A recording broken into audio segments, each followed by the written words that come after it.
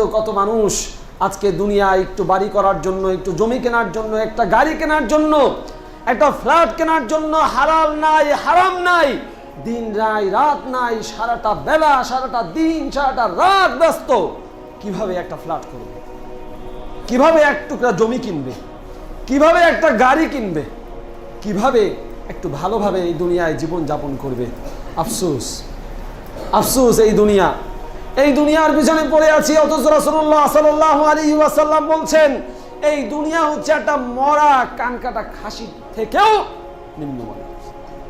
মরা পচা গলা একটা মরা খাসি, হ্যাঁ, ছাগল, তার থেকেও নিম্নমানের, তার থেকেও নিম্নমানের। আল্লাহ রাসূল সাল্লাল্লাহু আলাইহি ওয়াসাল্লাম একদিন একটা মরা খাসি দেখিয়ে বলছেন না সাহাবীদেরকে যে তোমরা কি কেউ আছো এই মরা খাসিটাকে 1 দিরহাম দিয়ে কিনবে?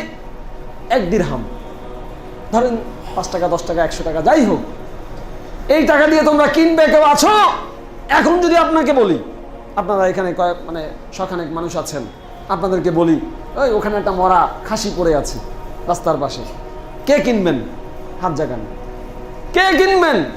যার মাথায় সামান্যতম বুদ্ধি আছে, সামান্যতম বুদ্ধি আছে। 5 টাকা দিয়ে কিনবে? 5 টাকা, 2 টাকা, 1 টাকা বলবে যে ভাই আপনাকে দিলাম এমনি, ওটা আমার নেওয়ার দরকার নেই। আপনি চাইছেন 5 টাকা আপনাকে দিয়ে দিলাম, ওটা আমার নেওয়ার দরকার নাই, বিকজ অফ আপনি মনে করেন ওটা আপনার কাছে ফুটা পয়সারও কোনো মূল্য রাখে না, এই জন্য আপনি নিচ্ছেন না। আশ্চর্য লাগে, এই দুনিয়ায় মরা খাসিটা আপনি নিচ্ছেন না, মূল্য নাই বিধায় রাসূল সাল্লাল্লাহু আলাইহি ওয়াসাল্লাম বলছেন আল্লাহ সুবহানাহু ওয়া তাআলার কাছে এই দুনিয়া হচ্ছে ওই মরা খাসির থেকেও নিকৃষ্ট। আল্লাহু আকবার। আপনি এই দুনিয়া নিয়ে তো ব্যস্ত, আমি তো এই দুনিয়া নিয়ে ব্যস্ত, অথচ এই দুনিয়ার মূল্য আল্লাহ সুবহানাহু ওয়া তাআলার কাছে ওই মরা খাসির মতো। আপনার কাছে যেমন মরা খাসির কোনো মূল্য নেই, আল্লাহ রাসূল সাল্লাল্লাহু আলাইহি ওয়াসাল্লাম বলছেন এই দুনিয়ার যদি সামান্য পরিমাণ মূল্য আল্লাহ সুবহানাহু ওয়া তাআলার কাছে থাকতো, আল্লাহ সুবহানাহু ওয়া তাআলা মা সাকা মিনহা কাফিরান শুরবাতা মা, কোন কাফেরকে, আল্লাহকে যে অবিশ্বাস করে সেই কাফেরকে আল্লাহ সুবহানাহু ওয়া তাআলা এই দুনিয়ার 1 ডোক পানি, এক ফোঁটা পানি বা একবারে যতটুকু পানি খাওয়া যায় এই 1 ডোক পানিও খাওয়ার জন্য আল্লাহ সুবহানাহু ওয়া তাআলা ব্যবস্থা করে দিতেন না।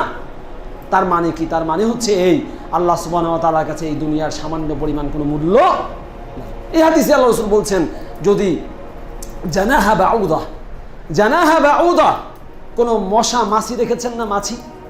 মাছির ডানার কোনো মূল্য আছে আপনার কাছে? একটা মাছিকে তো থাপ্পড় দিয়ে মেরে ফেলে দেন, মাছির ডানা একটু বোঝেন, একটু মাথা খাটান। একটা মাছির ডানা, মাছির যে পাখা, সেই পাখার কোনো মূল্য আপনার কাছে আছে? কারো কাছে আছে? আমাদের কারো কাছে কোনো মূল্য নেই। আল্লাহ সুবহানাহু ওয়া তাআলার উদাহরণ দিয়ে বলছেন রাসূলুল্লাহ সাল্লাল্লাহু আলাইহি সাল্লাম, যদি এই দুনিয়ার কোনো মূল্য আল্লাহর কাছে ওই মাছির ডানার মতো থাকতো, মাছির ডানার যতটুকু মূল্য ততটুকু মূল্য যদি এই দুনিয়ার হতো আল্লাহর কাছে, তাহলে আল্লাহ সুবহানাহু ওয়া তাআলা এই দুনিয়ার 1 ফোঁটা পানি কোনো কাফেরকে পান করার অধিকার দিতেন না। তার মানে কি? দুনিয়ায় কাফেররা এখনো আছে না? অনেক ভালোই আছে, হ্যাঁ, খালি পানি না, কত কিছু খায়, হালাল হারাম যাই খাক, আল্লাহর নিয়ামত তো, আল্লাহর জিনিস তো খাচ্ছে, খুব ভালো আছে। তার মানে হচ্ছে এই যে আল্লাহ সুবহানাহু ওয়া তাআলা যেহেতু তার খাওয়া দাওয়া পানীয় বন্ধ করেন নাই, তার মানে হচ্ছে আল্লাহ সুবহানাহু ওয়া তাআলার কাছে কোনো মূল্য এই দুনিয়ার নাই। যদি মূল্য থাকতো তাহলে কি করতেন? তাদের খাওয়া বন্ধ। মানে অঙ্কটা ক্লিয়ার না? অঙ্কটা তো ক্লিয়ার, এটা বোঝার জন্য খুব ভালো ম্যাথমেটিশিয়ান হওয়ার দরকার নেই, খুব বেশি বুদ্ধিমান মানুষ হওয়ার দরকার নেই।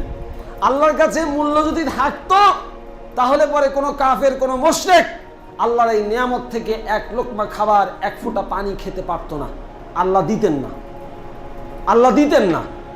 যেহেতু মূল্য নাই, খাক। ওই যে আবর্জনা বাইরে ফেলে দেন না, ডাস্টবিনে ফেলে আসেন না, কুকুর খাচ্ছে, আপনার কি কষ্ট লাগে? মানুষ নিয়ে যাচ্ছে, আপনার কষ্ট লাগে? কষ্ট লাগে না কেন?